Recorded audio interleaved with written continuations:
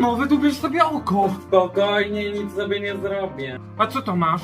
To jest taki olejek. Mama sobie daje na oko na porost. Nie boli? Twoja mamusia dba o siebie, bo musi być piękna. A, to musisz dużo mieć tego olejku.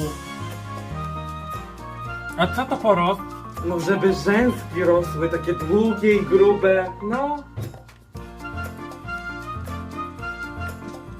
A co ty robisz? To mój olejek? Nie. Wiesz, że ci tam teraz rzęsy urosną?